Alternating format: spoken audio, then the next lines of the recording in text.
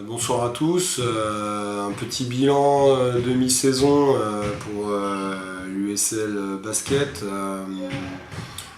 On pourrait détailler ce petit bilan en trois parties. Une première partie avec une préparation plutôt encourageante.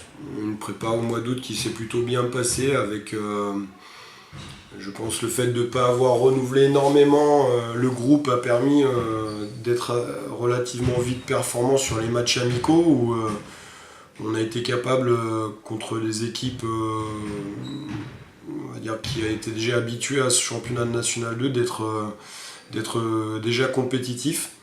Et ce malgré l'absence des joueurs qu'on avait recrutés sur certains matchs qui étaient blessés, dont Tristan Toneguzzo qui n'a pas participé à la prépa puisqu'il s'est blessé et à son retour de blessure, il a eu une appendicite. On a eu Elliott d'absence sur certains matchs. Et puis il y a eu on va dire le pari que l'on avait tenté avec un joueur d'expérience et qui avait pourtant connu d'autres divisions plus huppées que la nôtre.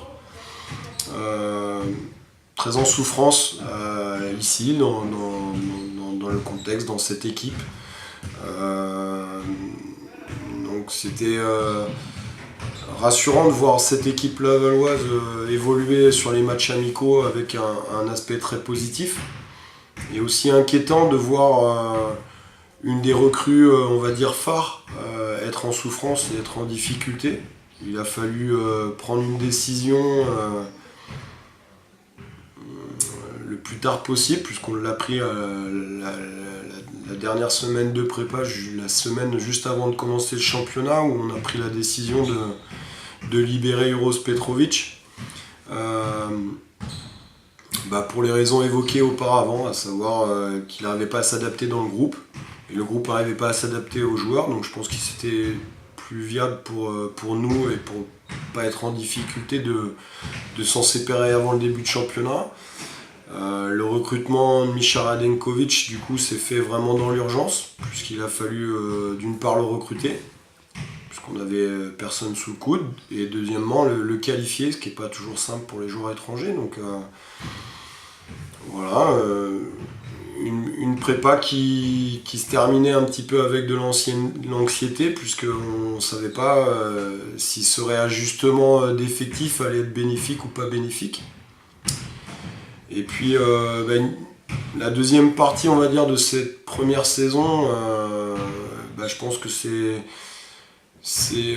justement l'apport de Misha qui a reboosté tout le groupe encore et qui l'a ramené un petit peu plus de confiance, ce qui nous a permis d'enchaîner rapidement des bons résultats.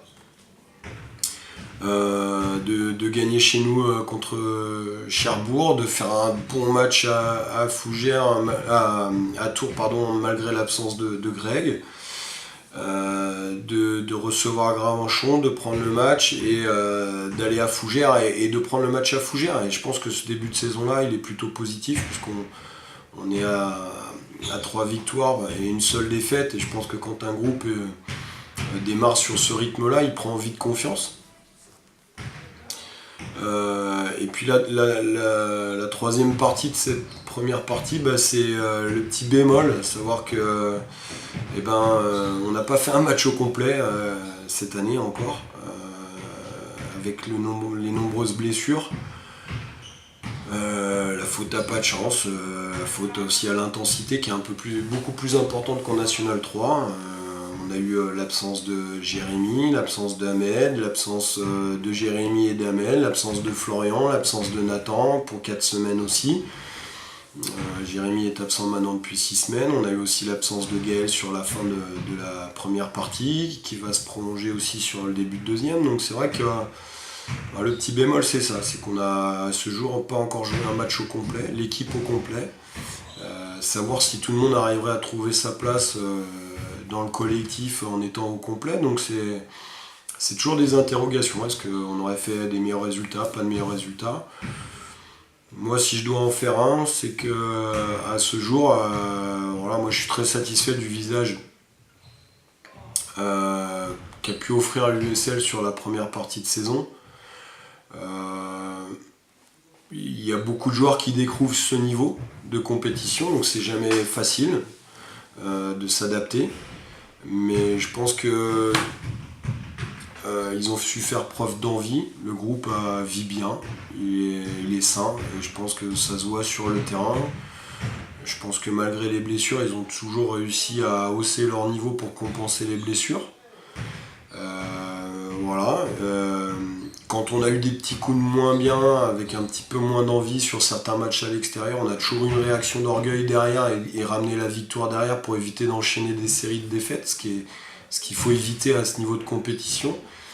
Et ça, je pense que c'est une force de caractère et c'est important quand on a un groupe qui réagit tout le temps. Et ça, c'est plutôt positif. Alors, certes, je ne sais pas de quoi va être fait la deuxième partie de saison parce qu'on n'est pas les seuls dans la compétition et tous les autres vont vouloir sauver leur tête en National 2 tout comme nous. Maintenant, je fais confiance aux joueurs. Voilà, je fais confiance aussi aux dirigeants pour nous laisser travailler comme on fait actuellement. Voilà, je pense que les joueurs travaillent sans pression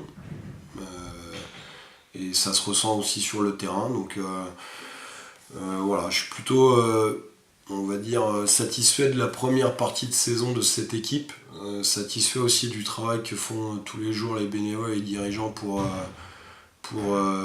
arriver à ce que le match dans la salle d'Hilard, qui est plutôt exigu, se passe dans les meilleures conditions possibles, autant pour nous joueurs que les spectateurs, mais aussi les adversaires, qu'on puisse les accueillir décemment. Donc c'est plutôt positif pour toute cette partie-là. Voilà, si j'avais un vœu à faire en cette période de fête de fin d'année, ce serait qu'on nous donne un petit coup de pouce pour agrémenter un petit peu cette salle, parce que je pense que l'espace Mayenne il est encore loin et je pense que le basket à Laval il mérite d'être vu par plus de gens que ce qui est le cas actuellement et dans de meilleures conditions. Et pour récompenser le travail des dirigeants, ce serait bien qu'on nous file un petit coup de pouce. Donc on ne sait jamais ce qui peut se passer dans ces petites périodes de fête de fin d'année.